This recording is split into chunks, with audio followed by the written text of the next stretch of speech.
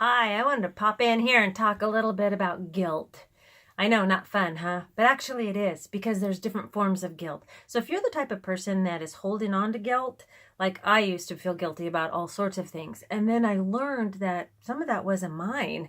And if it's not mine, I don't need to hold in and do anything else that's not. I got enough going on. I don't need to hold on to somebody else's stuff or things that I don't need to hold on to. So guilt is actually good. Now, guilt can be our teacher as far as keeping social agreements, keeping in line with ethics and morals, and how we behave towards each other, along with like obeying laws. It kind of keeps things in check. And it's a good way for us to keep in line with ourselves also too, because if we're going to break our own integrity, then, we can feel guilty about that. That's a good teacher. So there is an appropriate type of guilt and inappropriate type of guilt, and I want to share about those. So appropriate guilt, is where we feel guilty about what we've done or something that we should have done and didn't do. So, it's like when guilt is appropriate, it's earned. I'm entitled to feel guilty. So for instance, like if I drove drunk, right? If I choose to drive drunk and that breaks a law, right? It breaks an agreement. And if I have driven drunk and I've hurt somebody, I have every right to feel guilty. Every right. Because I broke a law and also, I hurt someone.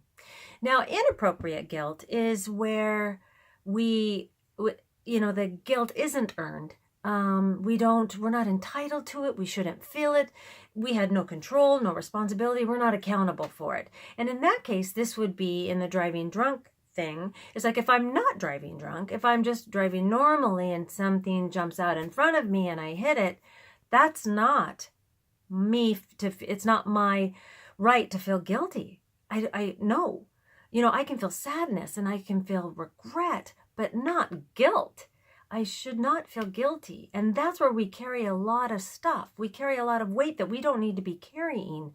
And because inappropriate guilt can be a victim's emotion. And I really want to get that across because I carried that for a long time. I felt guilty for other people's behaviors. So that's what we're going to talk about now is there's other forms of guilt. So what kind of inappropriate guilt is there? So there's inferred guilt. So have you ever had a situation like when somebody thinks you're guilty about something and you're innocent about it, but you feel funny around that person, so you almost feel or act guilty around them when you're not guilty. I know that's weird, but some people probably relate to that. That's inferred guilt. Not right. And then we have guilt by association.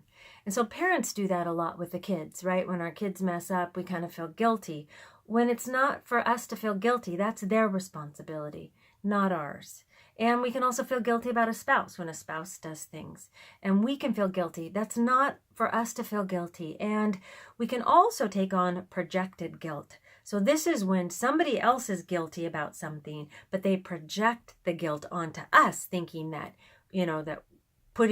making us feel or trying to make us feel guilty. And that's the blame game.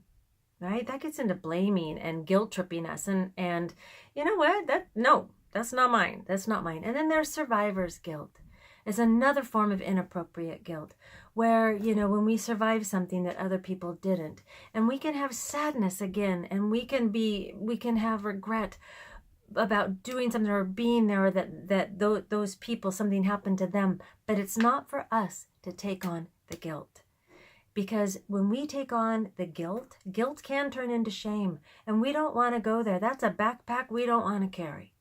And so what kind of ways do you carry guilt? Or are you aware of carrying guilt? Check that out because it changed my life. It kind of loosened up my load when I discovered what was mine to keep as guilt and what was not.